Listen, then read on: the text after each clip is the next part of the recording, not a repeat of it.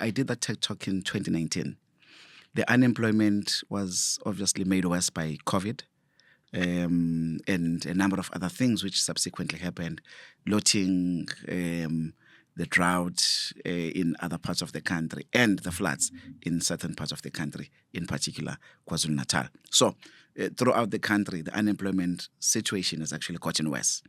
But what I'm realizing is that globally, it's like the world has just woken up to the importance of entrepreneurship. It's just funny. Everyone is talking about it now. I'm not sure whether we're doing enough to globally, including the US. Your first world countries are also struggling with the same problem. I don't know whether we are doing enough to create entrepreneurs, because the problem is we can talk about entrepreneurship, but I strongly believe it's too late to teach anything. In post-tertiary, we've got to teach entrepreneurship from a young age. I've tested it. It works. I will share some statistics just now. And why do I believe it should work when one is younger? I started becoming an entrepreneur when I was young, like 16. At 16, I started selling stuff. Yeah, the green stuff I was talking about earlier. And I was selling already, making money. I was, during a matric dance, I was selling boerewors. To those that were coming to watch us, whilst everyone was wearing fancy dresses and I was selling voice rolls, and then later, got into to look good as well, like everyone else. But I had made money because there were hundreds of people that were cheering us and celebrating us, saying, "Yeah, they want to see the car you've been driven in, on. We want to see the dress and.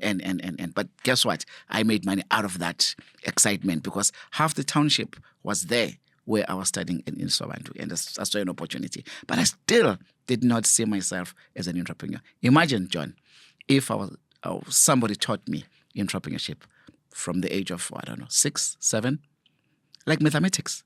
We teach mathematics and English and isiZulu or whatever language, first language you speak. Those are being taught Afrikaans from grade 1.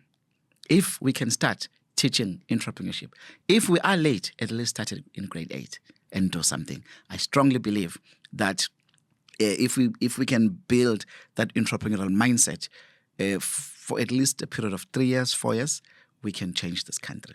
I love that.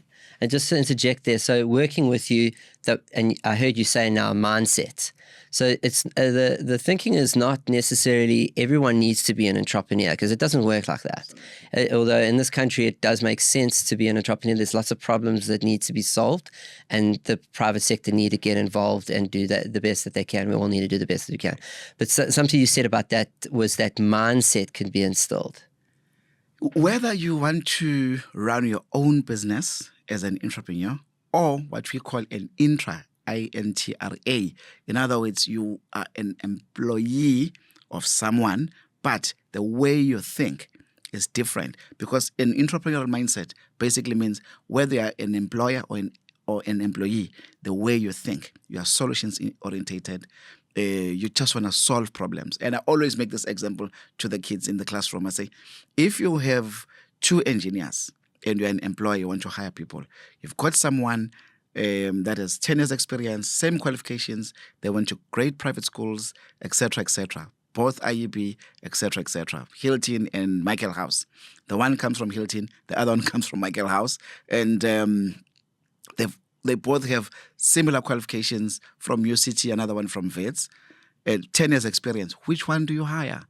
But the one in one tertiary institution, in one high school, they have entrepreneurial mindset. The other one does not have entrepreneurial mindset. Which one do you hire? They always say the one who has entrepreneurial mindset. Why? These are the kids, like grade 8 or grade 6.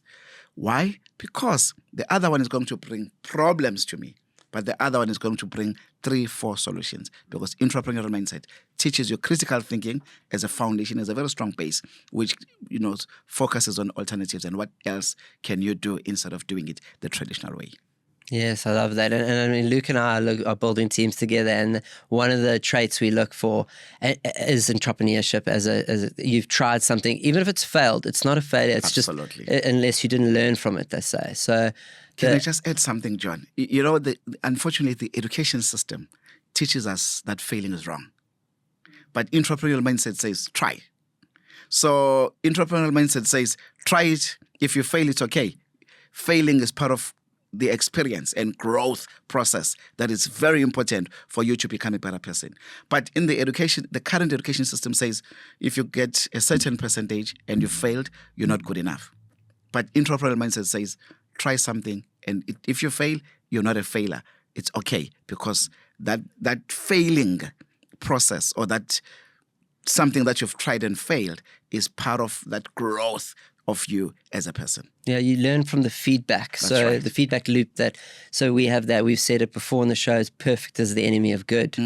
So just get something out there, go with it, try, and then you get feedback from that. And if you're open, and that's another trait of picking up from you, and an entrepreneurial trait, you're open to things. So like you said in the dance where everyone was looking good, you saw the opportunity. Not everyone sees that, sees opportunity where there's something happening. Entrepreneurs definitely do, and you definitely have.